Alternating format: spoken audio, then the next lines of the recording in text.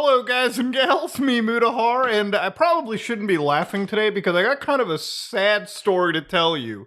Now, ladies and gentlemen, Oompaville is a great friend of mine. He's a part-time federal agent, full-time YouTuber, all-time amazing, awesome friend, one of my co-hosts for the Some Ordinary podcast. Ladies and gentlemen, he is without a doubt one of the best friends that I've had on this platform, one of the coolest guys that I know, and he owns a candy company. Ladies and gentlemen, this is Sour Boys.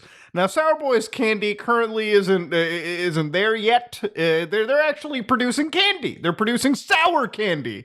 And one of the reasons why this is important to me, and one of the reasons why I'm mentioning this, is even on the podcast, we've always kind of had dreams of, hey, inviting guests, making some candy. Heck, Caleb even offered me my own candy as well, too, which I think is great.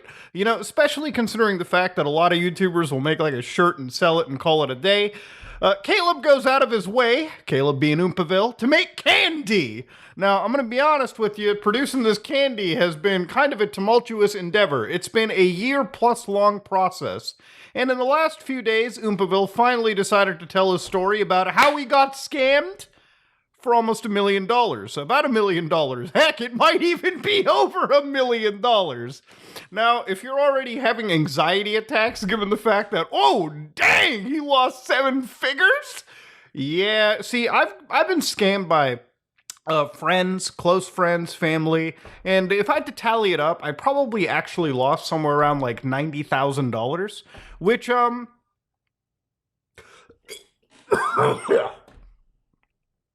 Sorry, I got disgusted thinking about that again.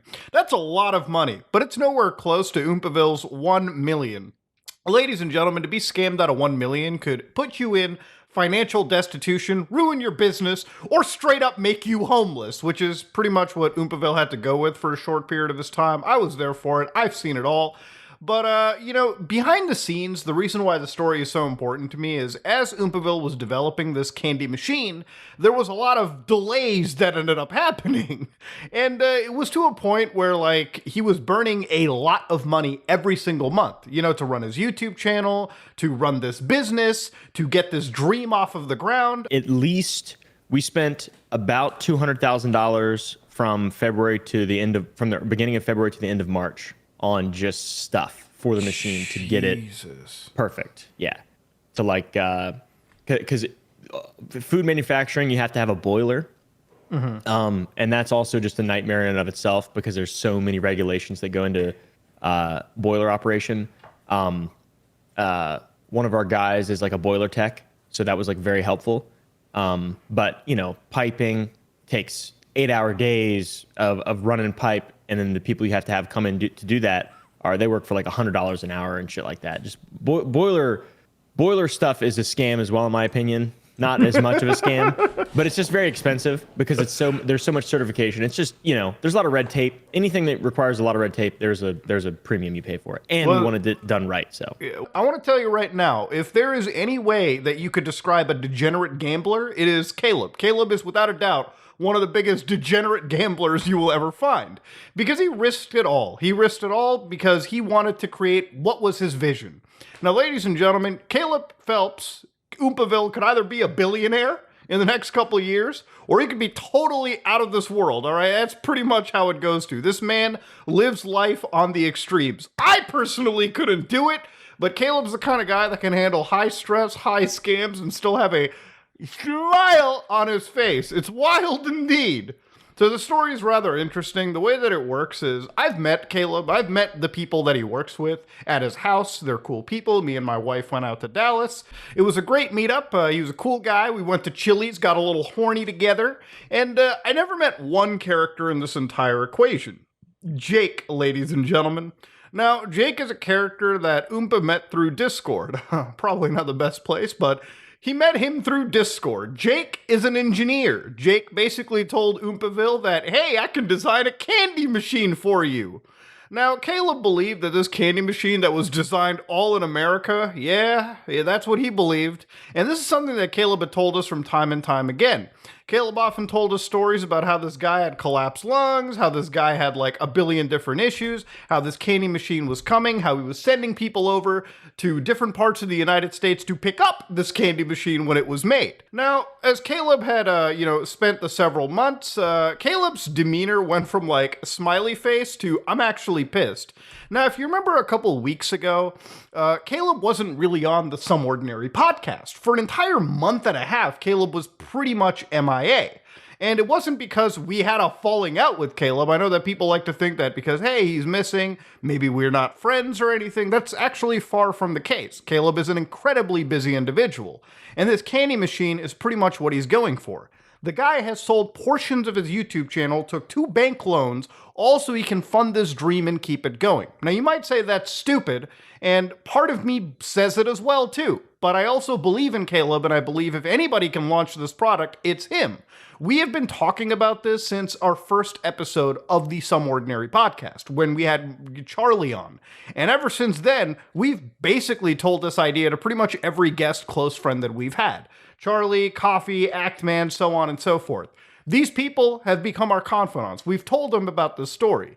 And unfortunately, because of Jake the scammer, the engineer douchebag, Caleb has unfortunately lost a sizable chunk of money. Now, to understand, losing $1 million can put you, again, not just financially destitute, but it could ruin your business. And at a point, Sour Boys, the brand, was almost in that situation where they were about to lose it all. Now, to understand, a new Pokemon had shown up through Jake's end. Will had popped up in the situation, another technician. Now, initially, the response to Will wasn't entirely warm over at the Oompaville compound, but it turns out that Will had revealed a key piece of information. The Made in America machine was actually purchased from China for somewhere like, what, $100,000? Somewhere around that price tag? I can't give up. Like, at this point, I can't give up. Some of the money, a percentage of the money is loan that is owned by a bank. By the way, the bank investigated this man before I signed the contract, and it all came back clear. So, like, this is a truly, like, orchestra. We're trying to get to the bottom of that part. Like, it's a really good scammer. Yeah, like, it's a very, very solid. Yeah. It's very, very, very solid. And I believe he never intended on getting caught. Well, obviously, he was supposed to come to Texas and install all this. And like, dude, they took all of the Chinese typography on the machines. They took them off and put new labels on them and used a laser engraver to put new plates, like information plates on motors, everything. Like, they completely changed everything out on this machine. Yeah, so like, even if you're like forensically looking at it, it's like, what the fuck? Yeah, absolutely. Yeah, that's like switching up the serial number on like guns or something through. Yeah, like, I don't even know if that's even like really possible, but holy shit, that's crazy. And there was two massive things that were like the red flags that we found out like once we got all this stuff. For one, we have this thing called a cutting machine. It's pretty cool. It works very well. Yeah. But it didn't have the little computer that's for it. It didn't have this little computer. It was still at Jake's warehouse. So after everything hit the fan, Will went back to Georgia and stole it. Like, he was fired at that point. He knew the code to get in the place, got in the place, stole this little computer for us. And the reason he still had it is because it was all in Chinese. I'm gonna use parts of this in the videos that can have to be cut out. That he went in and stole it. No, absolutely not. Jake knows. He's already like and stuff. He's already like exfiltrated the country at this point. So what the fuck? Oh, dude. Oh yeah. He's fucking gone. He everything. It's crazy how much of his stuff he's deleted on the internet. It just shows guilt. Oh yeah. Yeah, Jake had taken a lot of money out of my friend's wallet and scammed it and siphoned it away. Now, to understand, this is absolutely something that would blow his mind, and it blows my mind. If you think Caleb's pissed, yeah, he's pissed. I'm pissed. If you think I'm pissed, the level that I am for my friend, he's furious. Now, this is, of course, as you can imagine, highly illegal, and if there's anybody that deserves jail time and the absolute worst that comes to it, I mean, I'm talking the worst, okay? Like, if this man was tortured by the fucking cartel, I wouldn't actually shed a tear. This is how criminal this behavior is.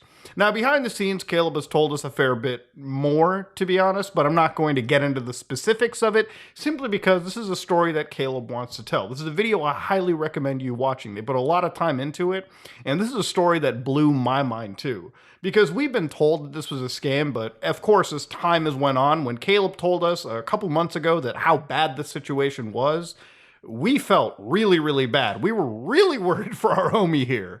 And, it's one of those things where, like, even though that he's been kicked in the face, something that I like about Caleb a lot is he will always, always persevere with a smile, even in the face of the most adversity you will ever see. So it's something to respect. It's something to honestly question the sanity of this individual. But yeah, this is a story of how my homie, my co-host for the podcast, was scammed out of 7 goddamn figures.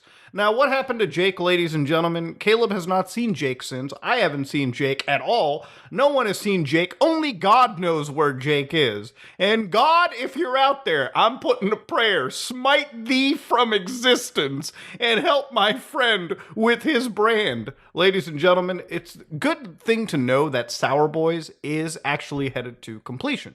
There is a completed product that's coming out. They're actually launching, and it's a product that I believe in. And I believe in it because, hey, it's a YouTuber product. It's from my brother at this point. At this point, to see it come to fruition is all I actually want. But I wanted to bring this story to you because it's a wild situation. It is an incredibly sad story, but the way that Caleb tells it will put a smile on anybody's face. This is the only man that can get kicked in the balls, given CBT, and still walk out with a goddamn smile. It's insanity. But ladies and gentlemen, I guess at the end of this, all we can really say is fuck Jake, fuck scammers, and hopefully my boy gets some of that money back. Because let me tell you, when you're out $1 million, that shit doesn't just sting. It feels like a portion of your limb has been cut off. Total phantom pain at that point. But ladies and gentlemen, this is me, Mudahar, and if you like what you saw, please like, comment, and subscribe. Dislike if you dislike it. I am out.